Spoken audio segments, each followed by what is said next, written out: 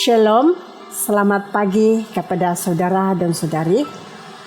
Tajuk renungan pada pagi ini ialah satu permulaan baru. Ayat kunci terdapat dalam buku Alkitab Imamat 14 ayat 8. Hendaklah orang yang akan disucikan itu mencuci pakaiannya, mencukur semua rambutnya, dan membasuh dirinya dengan air. Barulah dia menjadi suci. Sesudah itu, dia boleh masuk ke dalam perkemahan, tetapi hendaklah dia tinggal selama 7 hari di luar kemahnya. Bagi bangsa Israel yang baru saja meninggalkan perhambaan mereka di Mesir dan sedang dalam perjalanan mereka untuk membina rumah baru mereka sebagai sebuah bangsa yang merdeka, hukum dan peraturan berkaitan dengan isu-isu kesehatan adalah spesifik dan penting untuk kesejahteraan serta kelangsungan hidup mereka. Bagi sesiapa yang disyaki mempunyai penyakit kusta, terdapat banyak upacara pembersihan dan juga upacara pendamaian dosa yang harus dilaksanakan sebelum orang itu dibenarkan masuk semula ke dalam kemah. Langkah-langkah diagnosis, rawatan, dan pengembalian semula adalah panjang dan membosankan, tetapi itu memastikan keselamatan semua orang.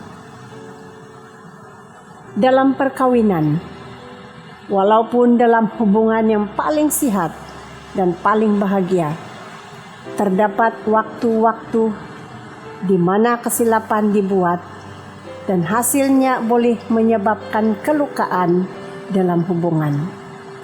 Ia mungkin sesuatu yang kecil, oleh itu ia mudah untuk disembuhkan. Tetapi terdapat waktu-waktu dan situasi di mana pihak yang bersalah melakukan sesuatu untuk menyakiti pasangan dan hubungan mereka. Dan sebagai ganti mengakui dan membuat pemulihan, luka itu diabaikan dan dibiarkan bernanah. Seperti luka fisikal yang tidak dibersihkan dengan betul, luka dalam hubungan akan dijangkiti, bernanah, dan menyebabkan kesakitan yang lebih lanjut yang akhirnya boleh meracuni seluruh sistem. Dalam perkawinan, masalah yang tidak ditangani adalah seperti penyakit kusta. Pada mulanya, jangkitan itu tidak mudah dikesan.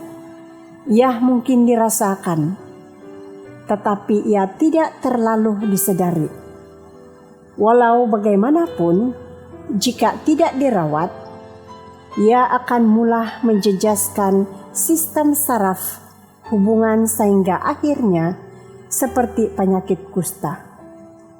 Emosi menjadi kebas dan tidak dapat dirasakan.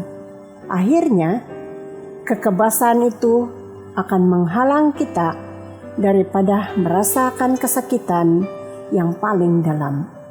Tetapi akhirnya, penyakit yang tidak dirawat itu akan mengakibatkan kehilangan hubungan. Penyakit kusta tidak perlu membawa maut.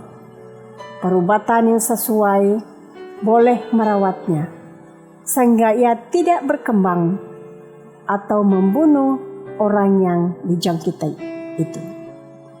Dalam perkawinan, pengakuan dan pertaubatan adalah obat yang terbaik. Sementara kita mengakui dosa-dosa kita kepada Tuhan dan kepada satu sama lain, penyakit yang membunuh perkawinan yang sehat boleh dibasmi dan hubungan dipulihkan. Mari berdoa. Bapa, ampuni kami untuk waktu-waktu ketika kami telah menyakiti pasangan, dan bantu kami untuk menjadi lebih sensitif terhadap keperluan mereka di masa depan.